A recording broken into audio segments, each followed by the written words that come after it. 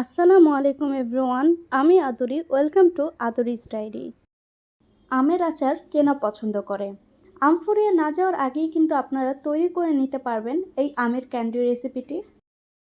আজকে আমি আপনাদের সাথে শেয়ার করছি আমের ক্যান্ডি।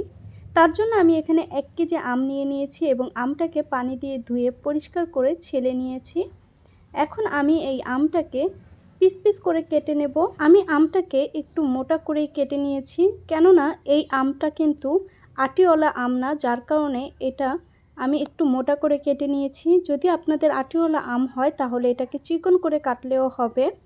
এখন আমি এই আমটাকে প্রায় 1 মিনিটের মতো একটু সেদ্ধ করে নেব, না হলে দেখা যাবে আমটা অনেক বেশি টক থাকবে। আমি এই পানিটাকে সেদ্ধ করে ফেলে দেব, এতে করে আমের যে টকটা সেটা একটু হলেও কমে আসবে। দিয়ে দিচ্ছি 1 চা চামচের মতো লবণ। তারপরে আমি এটাকে 1 মিনিটের মতো একটু সেদ্ধ করে নেব। এই আমটাকে বেশি সেদ্ধ করা যাবে না, এতে করে কিন্তু এটা গলে যাবে।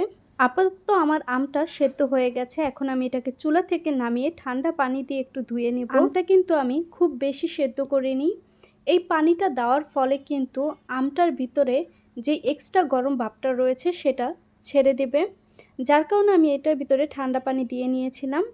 এখন আমি এটাকে বাকি উপকরণগুলো দিয়ে মিক্স করে নেব, যার কারণে আমি এখানে 1 কাপের মতো চিনি নিয়েছি এবং 2 টেবিল চামচের মতো মরিচ গুঁড়ো দিয়ে দিচ্ছি, 1 টেবিল চামচের মতো সাধারণ লবণ দিয়ে দিচ্ছি, 1 টেবিল চামচের মতো বিট লবণ।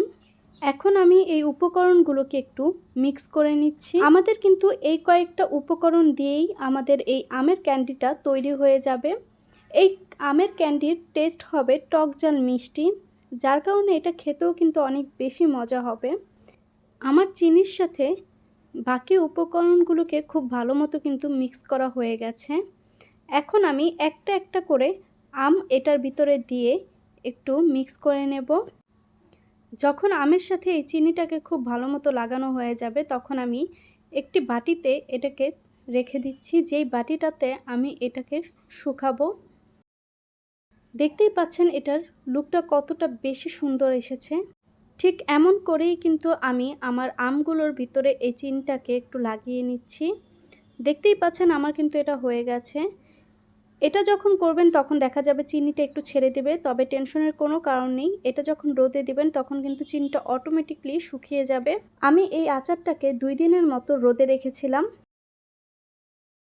এই আমের আচারটাকে ফ্রিজে রেখে প্রায় বছরের পর বছর আপনারা রাখতে পারবেন, কোনো রকমভাবে এটা নষ্ট হবে না। আশা করছি আমার এই আমের রেসিপিটি আপনাদের কাছে ভালো লেগেছে। যদি ভালো লাগে অবশ্যই আমার চ্যানেলটিকে সাবস্ক্রাইব করুন, পাশে থাকা বেল বাটনটিকে ক্লিক করে রাখুন।